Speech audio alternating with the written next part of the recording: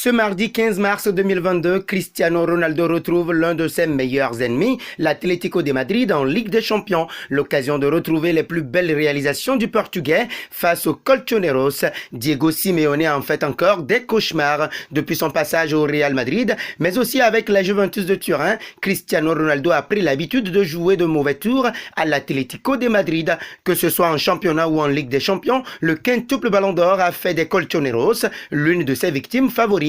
S'il a été muet à l'aller lors du match nul 1-1, il fera tout pour trouver le chemin défilé avec Manchester United ce soir à Old Trafford. Pour Ronaldo le footballeur, il s'agira d'un gros défi à Old Trafford, lui qui a retrouvé le chemin défilé en English Premier League face à Tottenham avec son 49e triplé en carrière et un record de meilleur buteur en carrière de tous les temps devant Joseph Bichan. La calamité Ronaldo s'est abattue sur l'Atlético en Ligue des Champions avec 4 éliminations consécutives de 2014 à 2017 qui toutes ont d'une façon ou d'une autre porté la marque du Portugais. Ronaldo est donc devenu l'ennemi public numéro 1 de ses voisins. Épaulé par Ralf Rangnick et ses coéquipiers, Ronaldo est donc prêt à livrer de nouveaux duels salés avec la défense madrilène pour tenter de renverser de nouveau les Colchoneros. Mais en face, il y a une autre sorte d'arme fatale. Diego Simeone, qui a toujours posé beaucoup de problèmes à Ronaldo, et le dernier mot revient souvent aux Portugais. Bien que Cristiano Ronaldo ait fait mal au Rory Blancos sous le maillot de Bianconeri, c'est avant tout avec celui du Real Madrid qu'il a joué ses meilleures partitions.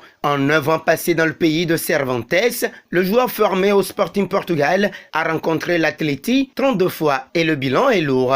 Avec 22 buts et 5 passes décisives au compteur, le champion d'Europe 2016 a écœuré ses voisins madrilènes, notamment sur la scène européenne. On ne l'appelle pas Monsieur Ligue des Champions pour rien. Dans sa carrière, il en a remporté 5, dont 4 au Real Madrid. Et dans le tas, il a balayé la bande de Diego Simeone à 3 reprises, en 2014 et 2016. C'est en finale que le Lusitanien s'est occupé de détruire les espoirs des Rouges et Blancs. La première fois à Lisbonne, dans la ville qu'il a vu faire ses premiers dribbles sur un terrain de football professionnel, le célèbre numéro 7 a participé à la fête en inscrivant le 4e but de la rencontre sur penalty à quelques longues secondes de l'ultime coup de sifflet de Björn Kuipers. Alors que le score était déjà de 3-1, la réalisation du Portugais est plus anecdotique que décisive. Tout l'inverse de la rencontre de 2016. Là, le scénario est différent. Les deux clubs de la capitale espagnole se retrouvent au même stade de la compétition et se départagent lors d'une séance de tirs au but.